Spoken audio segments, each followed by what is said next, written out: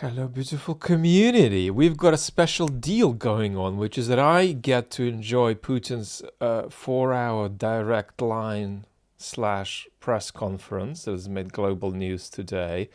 And I get to tell you in about 10-15 minutes what I think are the important takeaways. And I think the way we're going to do this deal today is going to help us be a little bit more brief than we would have otherwise been, because I've written a Twitter thread for us, really, which will be a way of getting through all the points in a condensed and concentrated way instead of rambling here for 30-40 minutes as I might otherwise have done. And in case you are on that platform, whatever it's called now, I'll link that up below. There's a lot more to say. I've only got 12 brief points here, but we could just go on too long. So I'm omitting the sort of farcical trick that got pulled with a generated Putin double, asking Putin a question about whether he has any doubles, to which he responded by saying the only person who should very closely resemble me should be me, and the whole trick just fell flat. There was prevarication on abortion. There was, of course, predictably, a lack of a mention of this business of the lack of rotation of the military. But I do think that we're going to hit a good percentage of the most important points that are worth being aware of. Let us go. If you're all ready, let's aim for under 15 minutes, maybe between 10 and 15.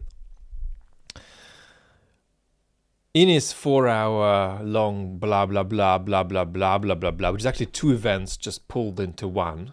He used to do a press conference separately and then a direct line, quote unquote, separately. Now he's rolled them into one. Putin set out what is a minimum effective dose approach to the 2024 quote unquote election. Now, the election, of course, is an entirely fake enterprise, but it's also an essential legitimating ritual, because the point of the election is to create an impression that the people are behind Putin, so that Putin can tell anybody who doesn't like him, got the people with me, so that Putin can tell people in his team, I got the people behind me, so don't question, so that Putin can tell people who are more radical and want a bigger war and a victory, which Putin is not delivering, and Putin can tell, well, you know what, I've got the people behind me too. So don't confuse the wholesale fakeness of the enterprise with its insignificance. It is not insignificant. It is very significant to this regime. And Putin's very frustrated about that because he wished he didn't have to do it. Putin knows it's a necessary legitimating ritual, but he can't bring himself to strain over it. Putin didn't want to be there. He finds his predicament not critical, but exhausting. Right? He's a bit resentful of the type of power he has, but he also knows he has to keep it for the rest of his life. So he's not worried about keeping the show on the road, but he is worried that it all now takes double the mental labor since February 2022. He's like gone from playing chess on some kind of easy to moderate level to having to play it on moderate to hard level. And it's a strain. It's not that he's going to lose or give up, but it's just this permanent strain, and he can't do anything about that. And he's resentful of it.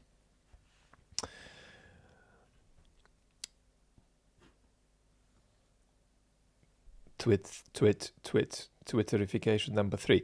Putin's election tactic for now is to set himself a low bar and then clear it. Minimal promises, minimal rallying cries, minimal effort to come up with surprises or put on a show. And Mark Galliotti elaborates on this in a very helpful way today in The Spectator. Next, there was a certain tension between normalization and reformatting of society onto a war footing. And that tension came up several times throughout the 4 hours. On the one hand, Putin put a distance between himself and the delirium of state propaganda. So he said, basically just get on, with your lives. There's nothing too big and bad that's out of control, so just get on with it. On the one hand.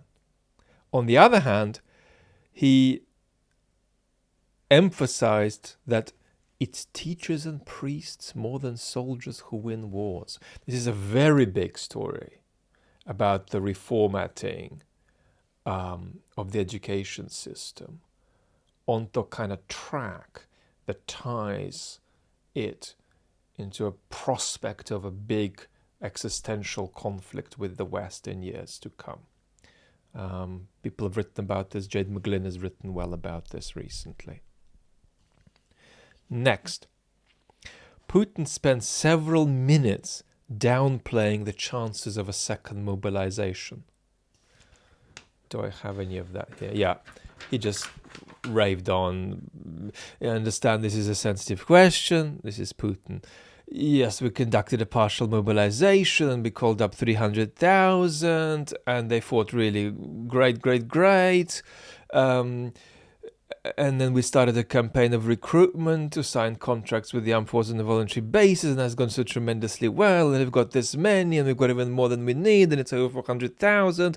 And the flow of our men who are ready to defend the interests of the motherland with arms is not constricting. It's 1,500 per day. But blah, blah, blah, blah, blah, blah. But then he ends it with the quote, "Why do we need a mobilization? From where we stand today, it is not necessary." That's very important, because I think we've seen some stuff online today implying that Putin said there's going to be no mobilization. Next, Putin claimed that to answer the existential threat Russia faces, it needs to put front and center the strengthening of its sovereignty. This is a Putin quote, the strengthening of its sovereignty. And Putin kicked off the event with this statement. So to begin with the whole thing, he was handed a question, what's your big picture view for the country you're running? And he started talking about sovereignty. And sovereignty, and sovereignty, and sovereignty. And you can lose sovereignty, you can strengthen sovereignty. It's all about strengthening sovereignty. Sovereignty, sovereignty, sovereignty, sovereignty. And he went on for a minute or two, like that. And then he said, of course, this needs to be defined, but I won't define it now. Screw it. It's very, very typical of this mood of low bar to clear and exhaustion, right, with his predicament. Putin began the event with this statement, but then went on to say that he can't be bothered to define it on this occasion, because it can be defined on other occasions, even though this is his 4-hour conference about what his vision for the country is. Now, no greater commentator exists on this than on Putin's broadcast than Mr. Dugin. So, of course, we had to check in with what Mr. Dugin was saying. And here is Mr. Dugin's summary of Putin's event. Putin's broadcast is evidently the speech of a victor. And not an artificial victor, but a natural one. A victor organically and substantially.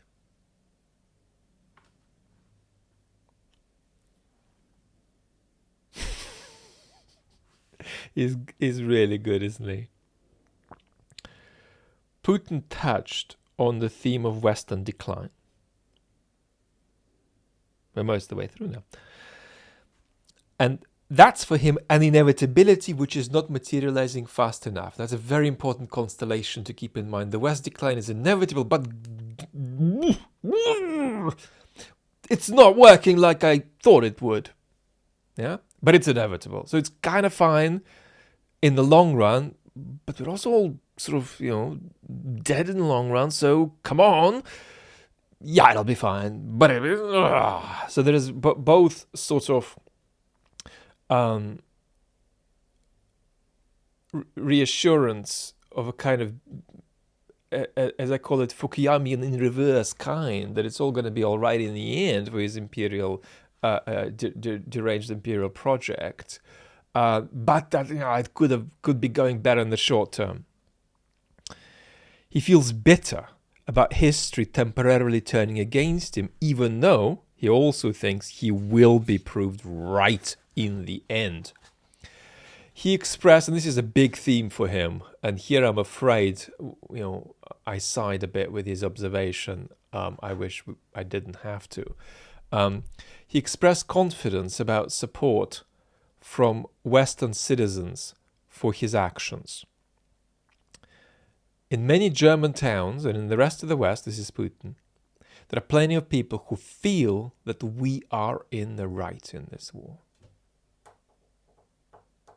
And so my view is that this observation of Putin's is obviously wrong, but right to a certain extent. But it's more right than most Western commentators allow. It's way more right than Western Russia experts allow, because Western Russia experts are not typically very strong on understanding how their own democracies work, because it's just not their expertise. And so they're often quite naive about that. And it's very important to understand that we, at our peril, underestimate the degree to which there is some truth to Putin's observation about us here. And that this stuff is organic, right? Don't go around thinking this is simply a product of malign foreign interference by the Russians, though that is a minor factor too. Similarly, Putin expressed confidence that support for Ukraine from the West will dry up, but again showed frustration that it wasn't happening fast enough. So check out this statement from him. The juicy deal, obviously what a disgusting thing. The juicy deal Ukraine has been getting looks like it may be, little by little, coming to an end. And then, at home, he inadvertently acknowledged the persecution of all opposition. Asked about the verdict against Alexandra Bayazitova, the administrator of a Telegram channel, Putin said, "Why would we be hunting her down? Is she some kind of major opposition figure?"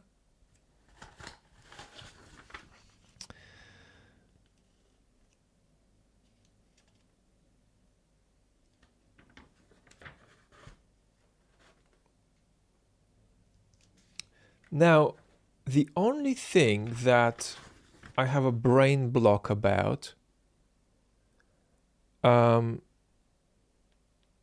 is, did I say, and I'm so sorry if I'm wasting your time here, did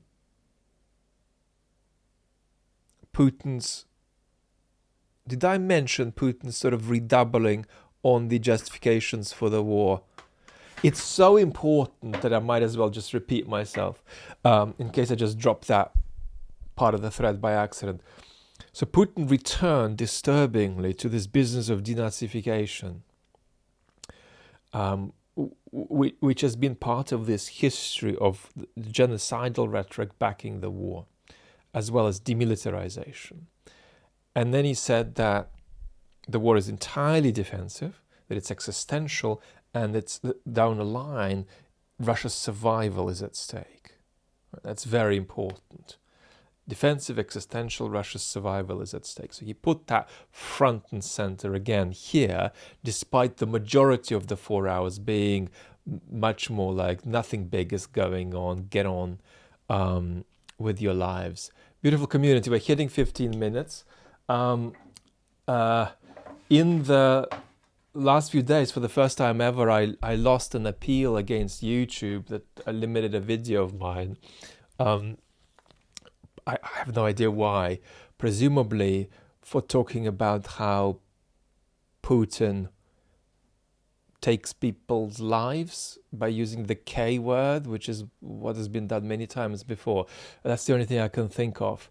Um, it's hard for this platform because they're forced to be a kind of public square, but it's also unfortunate that you know we don't we don't get any more responsible than we are here in our conversation, and therefore it's unfortunate. There's a lack of clarity and transparency about what's okay and what's not okay, and I'm aware of a lot of other folks on the platform trying to do a responsible job, also struggling with this business of complete arbitrariness of how this stuff works. So lots of love, and we're going to be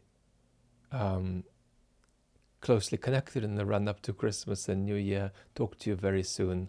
Bye bye.